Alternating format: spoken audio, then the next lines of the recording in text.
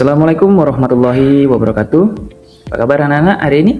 Ya, Guru doakan kalian dalam keadaan sehat walafiat ya, selalu dalam lindungan Allah Subhanahu wa taala. Baik anak-anak, hari ini kita akan belajar pendidikan Pancasila, di mana materi yang kita ambil hari ini adalah tentang keragaman di Indonesia. Nah, seperti apa keragaman di Indonesia? Ya, kita akan mengetahui bersama dan apa yang menyebabkan keberagaman itu terjadi. Oke, kita mulai. Nah, sebelumnya kita harus mengetahui apa itu keberagaman. Ya, nah, pengertian keragaman di Indonesia. Pengertian keberagaman. Keberagaman adalah perbedaan-perbedaan yang ada dalam kehidupan manusia, seperti perbedaan suku, budaya, agama, bahasa, dan kebiasaan yang harus saling dihargai. Faktor-faktor keragaman di Indonesia, atau ini termasuk faktor-faktor yang menyebabkan keberagaman di Indonesia. Yang pertama adalah letak geografis Indonesia yang berupa kepulauan, atau di mana negara Indonesia, ya, negara kita ini dikenal sebagai negara kepulauan, ya, yang terbentang dari Sabang sampai Merauke.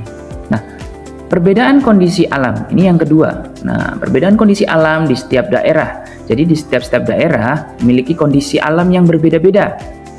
Nah, jadi ini juga berpengaruh terhadap keberagaman yang ada di Indonesia.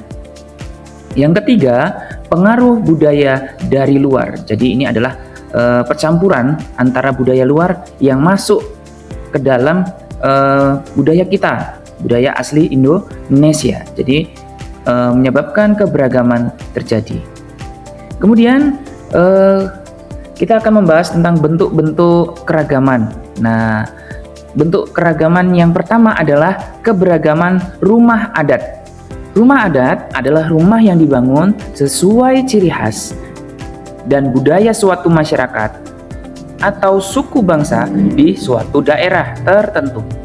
Nah, yang pertama kita bisa lihat ya gambar-gambarnya yang ada di samping ini. Nah, di sini ada rumah tongkonan. Nah, rumah tongkonan ini berasal dari Sulawesi Tengah, ya. Kemudian ada rumah joglo. Ya, ini dari daerah istimewa Yogyakarta. Kemudian rumah limas. Ya, ini ada di Sumatera Selatan.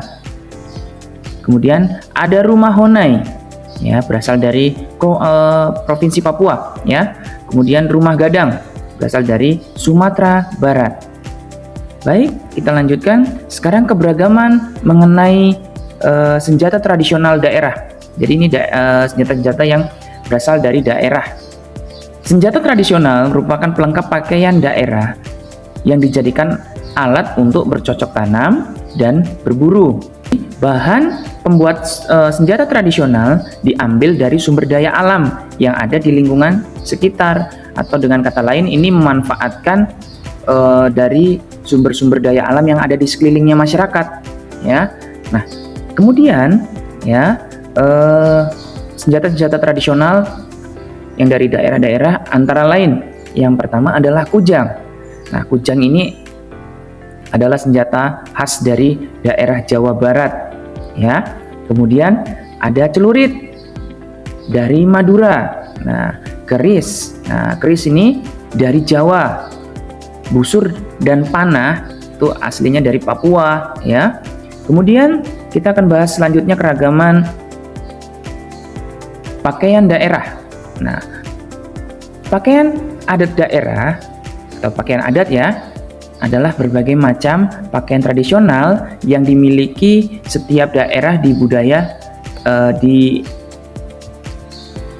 pakaian adat atau pakaian daerah adalah berbagai macam pakaian tradisional yang dimiliki setiap daerah di Indonesia dan mencerminkan budaya masing-masing daerah atau karakternya mereka, ya. Nah, yang pertama ada Jawa, ya. Jawa ini pakaiannya yaitu kebaya.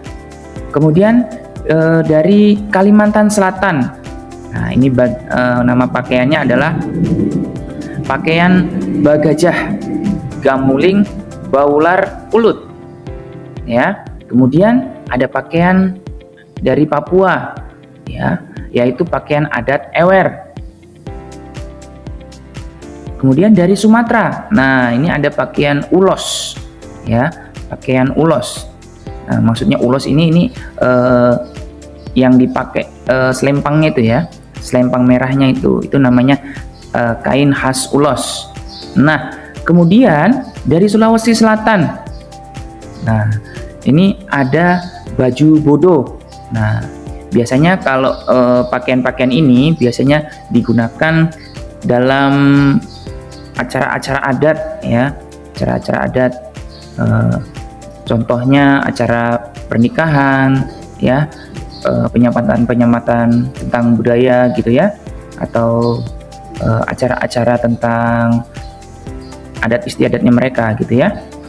Oke, selanjutnya ada keragaman alat musik tradisional, ya.